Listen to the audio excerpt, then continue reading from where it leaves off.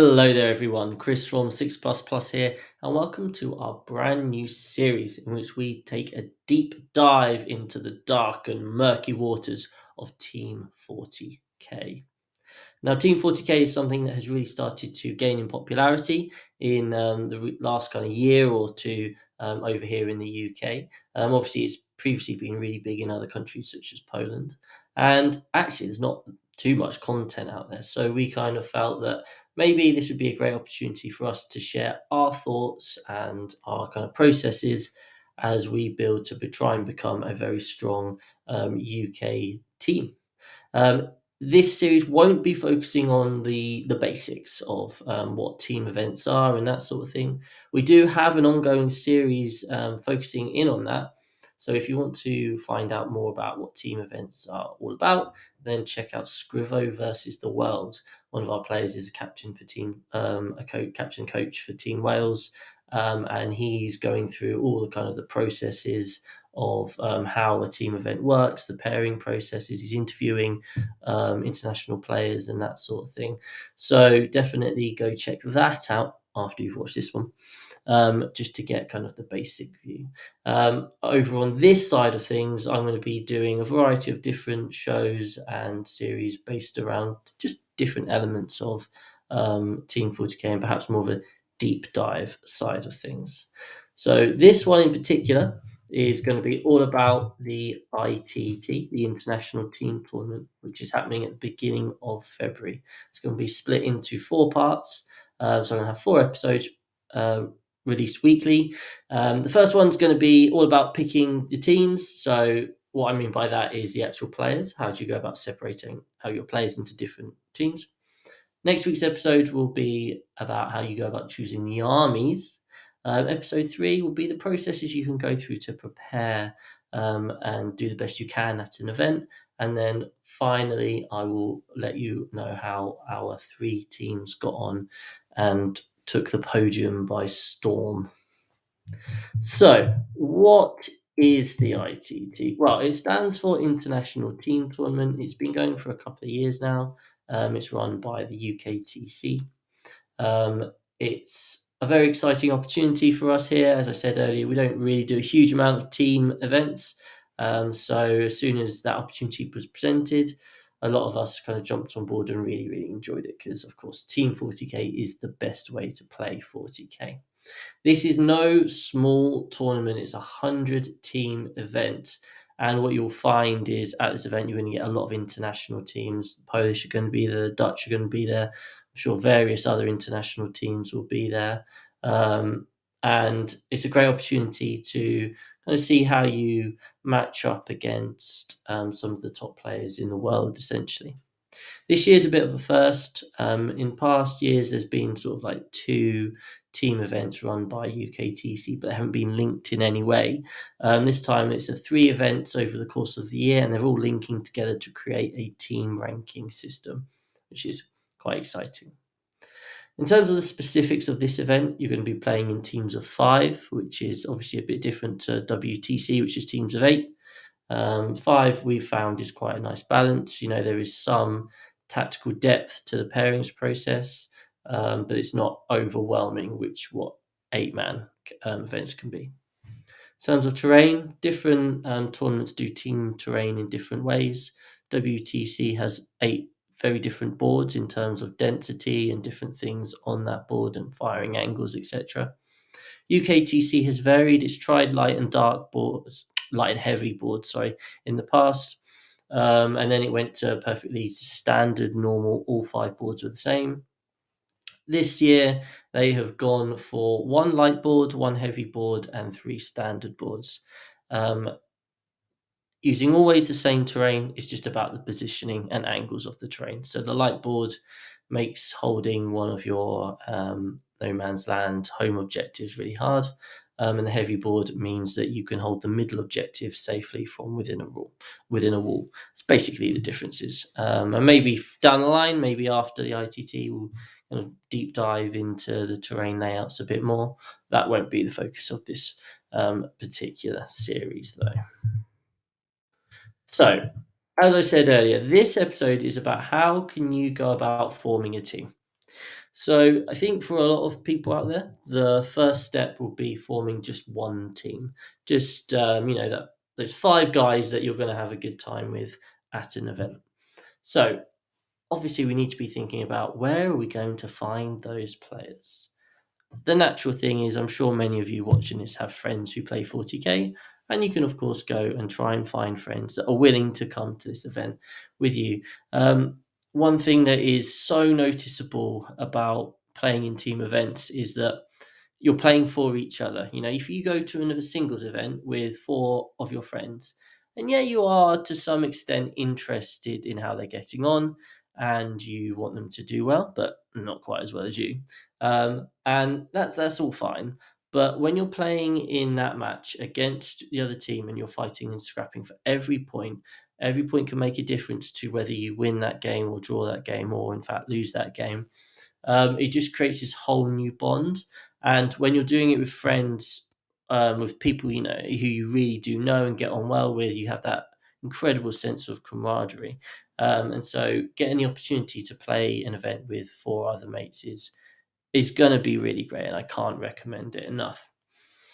Obviously, potentially not all of us have, four other people we know who'd be willing to play in sort of an event. So that's when you can go into your sort of your local club or community. You know, many of us have met so many people through our local war games club, and these sorts of teams are now starting to try and go to these team events as well. You've kind of got like Sons of War, who are based in Cambridge. You know, they are a team who, they're a club, they meet regularly every Wednesday, but they're actually now starting to send players out to these events and that sort of thing. So if you are potentially like looking for people to go for and find so you can go to these events, then absolutely check out your local club and community. And to be honest with you, Discord is growing so quickly at the moment in terms of like the 40k hobby and that, and then you'll just find people who are interested. Um, if you were to check out the UKTC Discord, then you will, I'm sure, be able to post there asking for kind of like people who are interested and would you be able to join them or would they be up for joining you? So yeah, just asking around, finding out all those online communities. And to be honest with you, something I haven't mentioned here is you could just be a mercenary. Just let the UKTC know, like, look, I would like to play. Who else would like to play and doesn't have a team? And they'll be able to hook you up. So realistically, if this is something you want to be doing, then absolutely check out all these different avenues. There's no proper reason why you wouldn't be able to manage to go to one of these events with four other guys or girls. You know, it's a definitely manageable thing. But this particular video, the idea I came up with for it was simply because we had to pick players and put them into three different teams. Okay, so Six Plus Plus are taking three teams to the ITT. And I suspect there are a lot of teams out there who have over five players. You know, you've got 10, 15 players, and you've got to try and work out how can we put these players into these three teams. So what I wanted to do was go through kind of your options and discuss how we actually ended up doing it because I'm not saying we got it right, but we put a lot of thought and care into it. And I just wanted to make those sorts of things transparent, really. So, what approaches are there? Well, I mean, I guess the most obvious one is going to be the idea that you rank players according to ability and experience. So, you put your best five players in one team, your second best five players in the other, and then your five others in the final one. All well and good. Far easier said than done. I think there's this kind of this natural gravity of us ending up as friends being quite evenly ability based. So I know for a fact in Six Plus Plus, most of us, pretty much all of us, can beat any of us on any given day. Certainly, some of us might be more consistent in terms of performing at events and be higher ranked in like the UKTC rankings and that sort of thing. But in terms of one-off games, like quite often it can be quite hard to call, and certainly to have a hard divide between those levels is really tricky. So that's where then maybe experience comes in, experience of team events, because there certainly is just a lot to be said for once you've played more team events, you do have a better understanding of how to manage your games, manage the points, and that sort of thing. So that's one way you could go group. Um, Obviously, there are the advantages. There are that you've got all your teams are kind of be evenly spread, so you should be each team should be performing consistently within themselves. The disadvantage being that you might well upset some people. So swings and roundabouts. The next thing you could do is try and have three balanced teams, um, and absolutely nothing wrong with that. The obviously the fundamental issue is that by having stronger and weaker players in the team, that can naturally lower the performance, the overall performance level. You might get some people who maybe the stronger players or more experienced players might get a bit frustrated that they're doing their bit for the team, the other players aren't. But if you've kind of got that rapport and you're not that fussed, then that is an option. Next, we have got friendship groups. People play well together. It's a weird situation, it's a weird dynamic, but absolutely you do get groups of players who just seem to fit and have this kind of this good bond together. And you might well end up just going, well, these people like live close together, they can practice more often. So actually it makes sense for them to be in a team together and that sort of thing. So you can absolutely go down kind of like splitting them into friendship groups. A big thing you're going to have to be considering, and this will come up more in the next episode, is the armies. Obviously, you don't want to be putting players together who all want the same armies. That's just going to lead to a lot of sort of like falling out. But also on top of that, it will lead to players having to play armies that they're not actually um, that kind of experience with and that practice with. And in the long run, that will definitely cause issues for you. You won't perform as high a level if if your teammates are having to play some army that they've had a couple of reps with, right? So that's going to be a really important thing to take into account. And finally, you could just randomize it, but hey, probably wouldn't recommend that one too much. So, how did we go about tackling this problem? So, um, I mean, we're a big team now. Six Plus Plus have over 20 players, and we had 15 players who wanted to go to this event. So, we had to think about how we were going to split this up. The first thing we chose to do, and I would highly recommend this, is we found out from our players what their expectations were. Were they hoping to be in like the cutthroat group? Were they maybe more than happy just to help out? And on top of that, you know your players, you know the sort of how the lengths they'll go to, how willing they are to put in the extra practice effort, how seriously they're going to take it, all those sorts of things. But you don't want to be in a situation where you pick a team and someone is in a certain team and kind of like really upset and unhappy about that because it was out of the blue. So, you want to find out what people are expecting. Doesn't mean they'll get it, but it's good to know so that you can then talk to them when announcing the team, whether if they haven't been put in a place where they expected. So I think that's really important. Just get that general idea from players to begin with, where they sort of thing, what are they trying to get out of this event?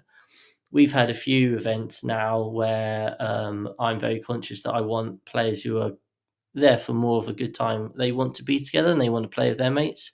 And although as a captain, I might be in a situation where I really want all my teams to do the best and I want to pick the teams that I think will do the best and split players up that way, I think you still have to remember that people are investing lots of money into a weekend and they want to have a good time with their friends, then so be it. We've got to try and enable that as best as possible.